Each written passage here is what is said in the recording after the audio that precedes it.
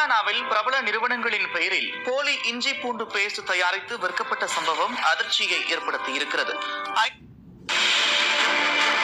என்னதான் நடவடிக்கை எடுத்தாலும் காலங்களில்தான் அதிகம். அதிலும் ரசாயனங்களை பயன்படுத்தி அனைத்து வகை உணவுப் பொருட்களிலும் கலப்படம் செய்வது அதிகரித்து வருகிறது.